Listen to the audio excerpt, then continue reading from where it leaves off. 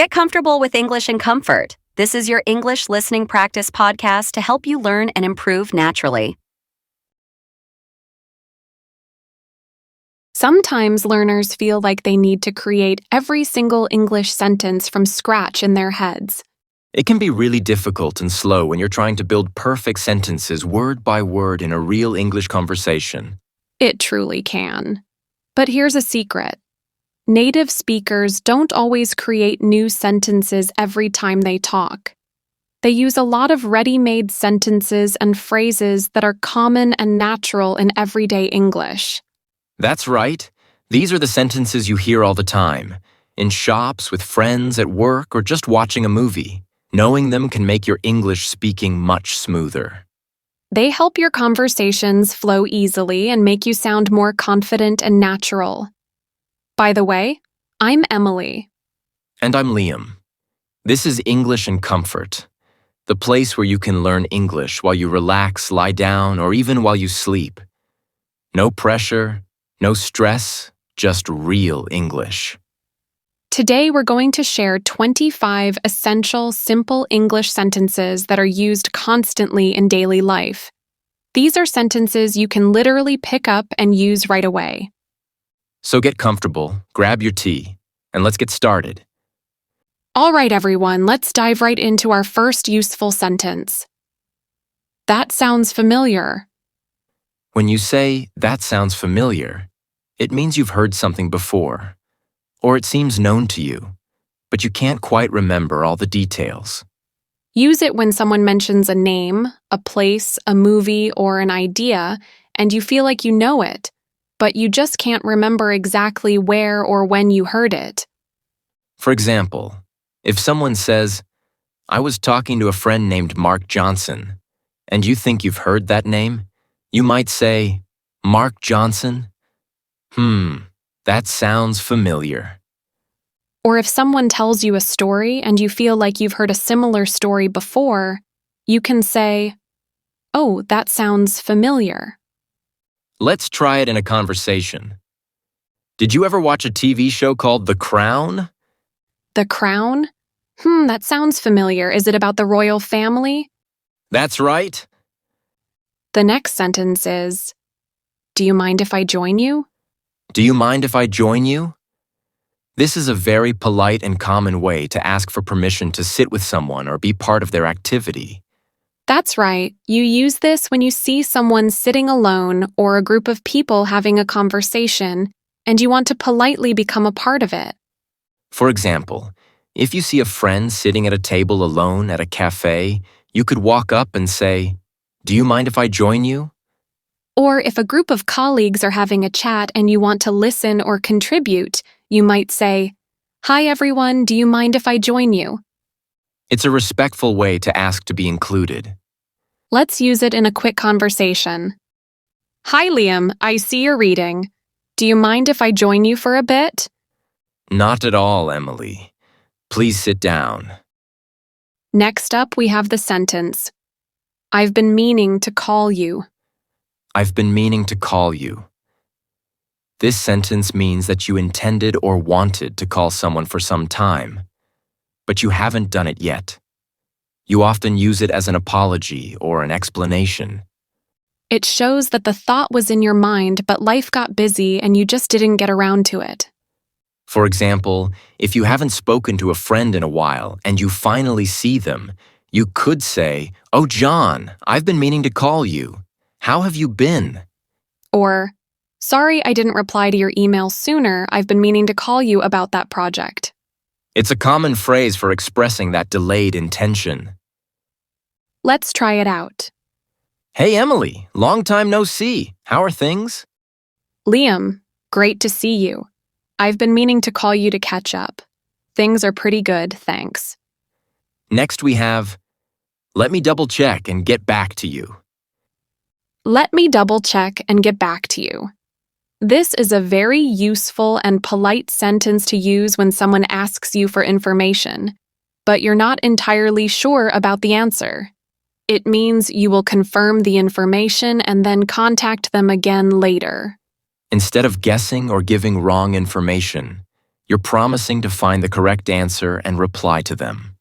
You use this in many situations, like at work, with friends, or even when you're helping someone. For example, if a customer asks you about a product detail, you can say, I'm not sure about that specific feature. Let me double check and get back to you. Or if a friend asks about the exact time of an event, you might say, I think it's 7 p.m., but let me double check and get back to you to confirm. Let's try it. Emily, do we have enough paper for the printer for tomorrow? Oh, let me double check and get back to you in a few minutes.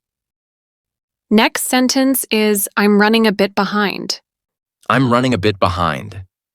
This means you are late or you're moving slower than you planned, and you will arrive later than expected or finish something later. Use this when you need to politely tell someone that you're not on schedule, usually for an appointment or a deadline. For example, if you're on your way to meet a friend and you get stuck in traffic, you can call them and say, Hi, just wanted to let you know, I'm running a bit behind. I'll be there in about 10 minutes. Or if you're working on a project and it's taking longer than expected, you might tell your manager, I'm running a bit behind on this task, but I expect to finish it by the end of the day. It's a very common and polite way to explain a delay. Let's use it in a quick conversation. Emily, are you nearly ready for our meeting? Oh, I'm so sorry. I'm running a bit behind with this email. I'll be there in 5 minutes. Next up, it slipped my mind. It slipped my mind. This means you forgot something.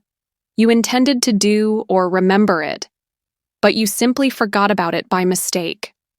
It's a casual and common way to apologize for forgetting something. For example, if your friend asks if you remembered to buy milk and you didn't, you can say, Oh no, I'm so sorry. It slipped my mind completely. Or if you forgot about a meeting, you might say, I completely forgot about our appointment today. It slipped my mind. Let's try it out. Emily, did you remember to bring those notes for the meeting? Oh, the notes. I knew there was something. I'm so sorry, Liam. It completely slipped my mind. Next sentence. I just went with it. This means you accepted a situation or an idea without arguing or resisting, even if it wasn't exactly what you wanted. It's similar to go with the flow, but it's about a past action. Use it when you decided not to fight or disagree, but just to accept the plan or situation as it was. For example, my friends wanted to watch a different movie, so I just went with it. Meaning, I agreed, even if it wasn't my first choice.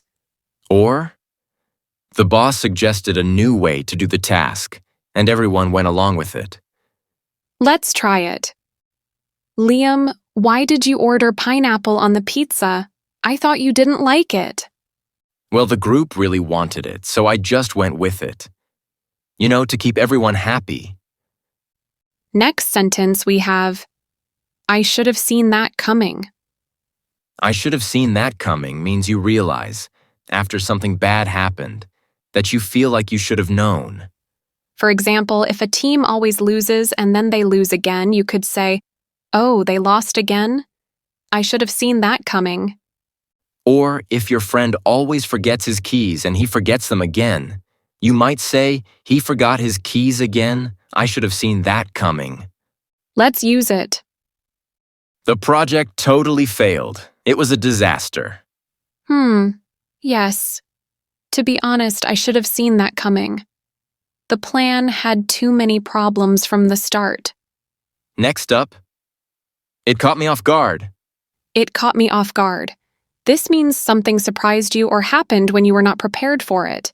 It came unexpectedly. Exactly. You use this when an event or a question was a complete surprise and you weren't ready for it. It can be a good surprise or a bad surprise. For example, the sudden question caught me off guard, so I didn't know how to answer quickly. Or, the news of her getting the job really caught me off guard. I never expected that. It's a useful phrase for describing unexpected events. Let's try it out. Did you know they were going to announce the new rules today? No, not at all. The announcement really caught me off guard. This is actually similar to our next sentence, which is, I wasn't expecting that. I wasn't expecting that. This is a very common and direct way to express surprise when something unexpected happens or is said. It means you didn't think that would happen. Use it when something takes you by surprise, whether it's good news or just an unusual event. For example, if someone suddenly gives you a gift, you might say, "Oh, thank you, I wasn't expecting that." Or if the weather suddenly changes from sunny to rainy, you could look outside and say, I wasn't expecting that. It was supposed to be sunny all day. Let's try it in a conversation. Liam, guess what? I just saw a hot air balloon flying over the city. Wow, really? I wasn't expecting that. That's so unusual. Next sentence is, "It just popped into my head." It just popped into my head. This means you suddenly thought of something unexpectedly without really trying to. You use this when an idea, a memory, or a question comes to you suddenly, out of nowhere. For example, I was doing the dishes, and suddenly, the idea for a new story just popped into my head. Or, "Sorry to interrupt, but something just popped into my head about our project. Maybe we should try this idea." Let's try it. Why did you suddenly ask about old movies? Oh, I don't know. A scene from one just popped into my head and I thought of it. Next up, I need to clear my head. I need to clear my head. This means you need to relax or do something to stop thinking about a problem or something that is causing you stress. You want to refresh your mind. You use this when your mind feels full of worries, stress, or confusing thoughts, and you need a break to think more clearly. For example, "I've been working on this problem for hours. I need to clear my head. I'm going for a walk." Or, after the difficult conversation, she went to the park. She just needed to clear her head. Let's try it out. Emily, you look really focused but a bit stressed. I am. This project is a lot. I think I need to clear my head for a few minutes. Maybe I'll grab some water. Me too. I could really use a break. I could really use a break. The next sentence. This means you really need some rest or a pause from what you're doing because you feel tired, stressed, or overwhelmed. It's a strong way to say you need to stop for a while. Use this when you've been working hard, or you're feeling very busy, and you feel like you truly need some time to relax and recover. For example, I've been studying for hours without stopping. I could really use a break and just relax for 15 minutes. Or, the meeting has been going on for so long. I think everyone could really use a break. Let's try it. Liam, you've been working on that computer all morning. I know. My eyes are tired. I could really use a break. Next we have, "It's been one of those days." It's been one of those days. This is a common and casual way to say that your day has been difficult, frustrating, or full of small problems. Use this when you want to quickly express that you've had a bad or challenging day without having to explain all the details. The other person usually understands immediately. For example, if a friend asks how your day was and you've had many small frustrations, you can just sigh and say, "It's been one of those days." Or after a meeting where nothing went right, you might tell a colleague, "Well, it's been one of those days." Let's try it. Emily, you look tired. How was your day? "Oh, Liam, it's just been one of those days. Everything went wrong from the moment I woke up." Okay, next up, I'm not feeling it today. I'm not feeling it today. This means you don't have the energy, motivation, or desire to do something. You just don't want to do that activity at that moment. Use this when you're being asked to do something, but you simply don't have the mood or the energy for it. It's a casual way to say, I don't want to. For example, if a friend asks, "Do you want to go for a run?" and you're tired, you can say, "No thanks. I'm not feeling it today." Or, if you have to work on a certain task but you're just not motivated, you might think to yourself, I'm not feeling it today. Let's try it out. Okay, Emily, do you want to start planning our next big project now? You know what, Liam? I'm not feeling it today. Can we maybe start tomorrow instead? Let's continue with the next sentence. I've got a lot on my plate right now. I've got a lot on my plate right now. This means you have many tasks, responsibilities, or problems that you need to deal with at the moment. You are very busy and have many things to do. Use this to politely explain why you might be busy or unable to take on more. For example, if someone asks you to start a new project, you might say, "I'd love to, but I've got a lot on my plate right now." Or, sorry I can't help you move this weekend. I've got a lot on my plate right now with work and family stuff. Let's try it. Liam, can you take on this extra task today? I've got a lot on my plate right now with the current reports, but I can probably help you tomorrow. Next sentence is, "That's been bothering me all day." That's been bothering me all day. This means something has been worrying you, annoying you, or making you uncomfortable for a long time during the day. It's a persistent problem or thought. That's right. You use this when a small problem, a confusing thought, or an irritating situation has been on your mind. For example, I had a strange dream last night, and that's been bothering me all day because I can't stop thinking about it. Or, "My computer keeps making a weird noise, and that's been bothering me all day. I need to get it fixed." Let's use it in a quick conversation. Emily, you seem a bit distracted today. I am, Liam. Something someone said this morning. That's been bothering me all day. Next up, I'm trying to figure it out. I'm trying to figure it out. This means you are trying to understand or solve a problem or a confusing situation. Use this when you are in the process of understanding something complex or trying to solve a problem. For example, "The new instructions for the machine are very complicated. I'm trying to figure it out." Or, I don't understand why he acted that way. I'm trying to figure it out. Let's try it out. Emily, do you know how to use this new software? Not yet, Liam. It's a bit new to me. I'm trying to figure it out right now. Next sentence, I keep going back and forth. I keep going back and forth. This means you are unable to make a decision because you keep changing your mind between two choices or opinions. Use this when you're undecided. You're caught between two options and can't pick one. For example, "I can't decide if I should take the job offer or stay here. I keep going back and forth." Or, we've been discussing the plan for an hour, but we keep going back and forth between idea A and idea B. Let's try it. Liam, have you decided where you're going for your vacation? Not yet, Emily.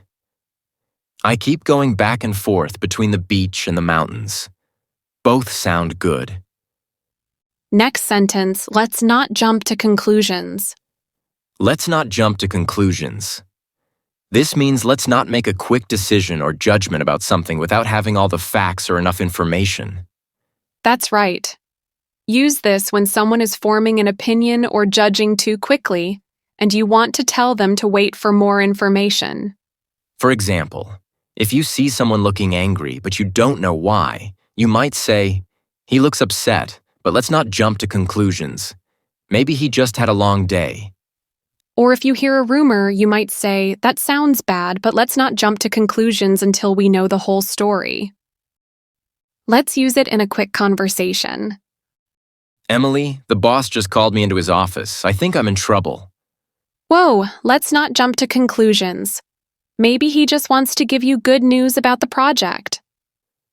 Next sentence. That's not really my thing. That's not really my thing.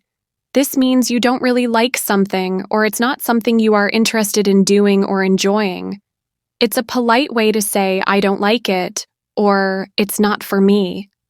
Use this when someone suggests an activity or talks about a hobby, and you want to politely say you're not interested without being rude. For example, if a friend asks, do you want to go rock climbing this weekend?